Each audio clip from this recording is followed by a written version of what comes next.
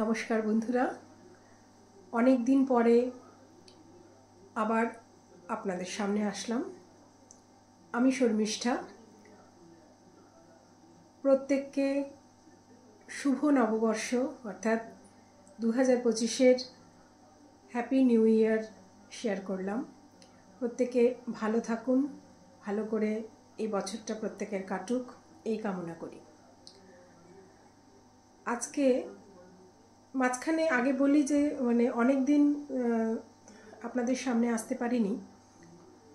কিছু প্রফেশনাল ব্যস্ততা, আমার ছেলের পরীক্ষা, এই সমস্ত বিষয় ছিল, তো ন্যাচারালি সেগুলো করতে গিয়ে আর আপনাদের সামনে আসা হয়ে ওঠেনি। তো তার জন্য অবশ্যই অনেক অনেক সরি। আজকে আমি যে বিষয়টা আলোচনা করতে চাইছি, যেটা আমাদের মতো স্পেশাল মাদার যারা আছি তারা ফ্রিকুয়েন্টলি আমরা এই ব্যাপারটাকে ফেস করি।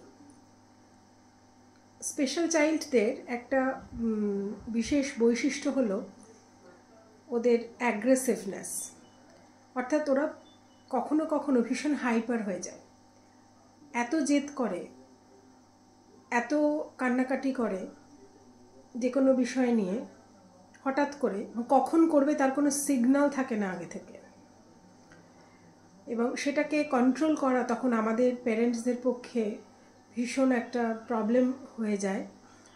ধৈর্য তো সবসময় থাকে না, এর ফলে অনেক সময় আমরা মারধর করে ফেলি, সিনারিওটা প্রবলেম হয়ে যায়, সিনারিওটা চেঞ্জ হয়ে যায়, রাদার বাড়ির মধ্যেও একটা অশান্তির পরিবেশ তৈরি হয়।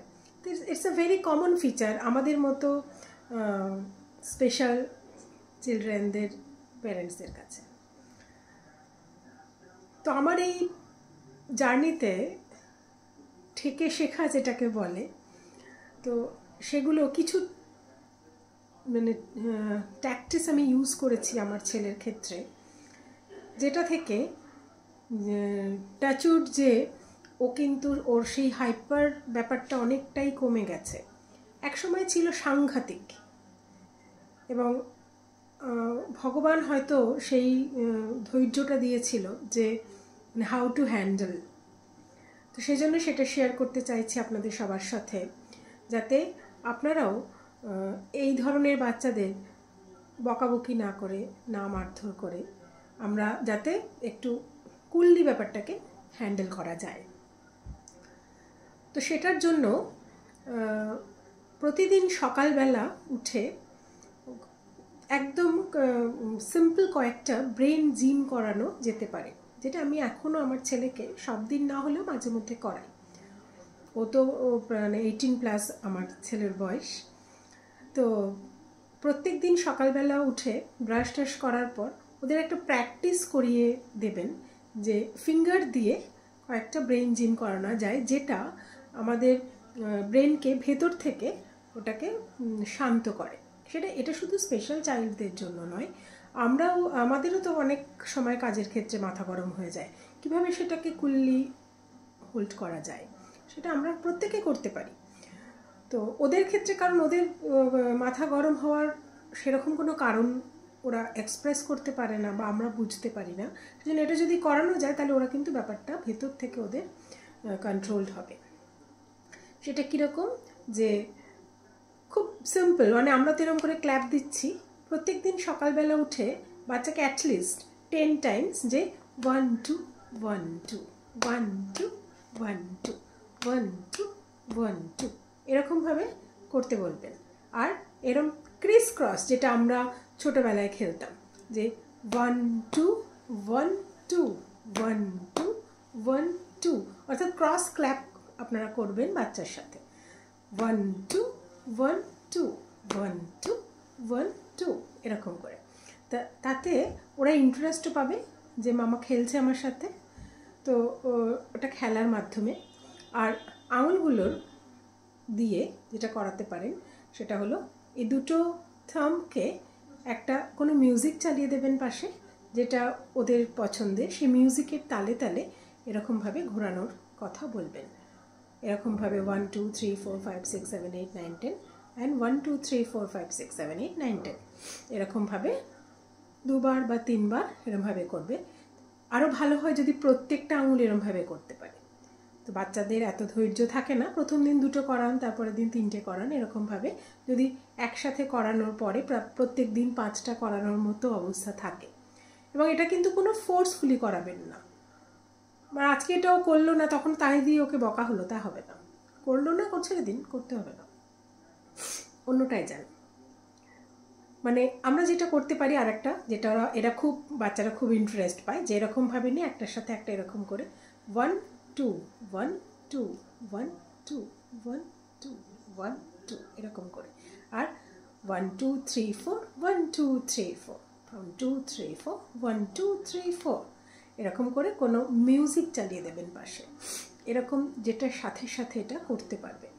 এবং এগুলো কিন্তু খুব সিম্পল এক্সারসাইজ, তো দেখে মনে হচ্ছে, কিন্তু এগুলোর একটা ইম্প্যাক্ট আছে।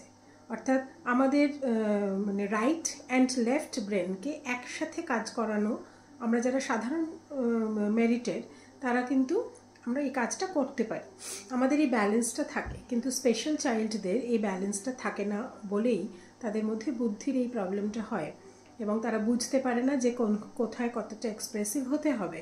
তো সেটার জন্য এই ব্যাপারটা যদি করান তাহলে এই ব্যালেন্সটা তৈরি হবে এবং রেগুলার বেসিসে।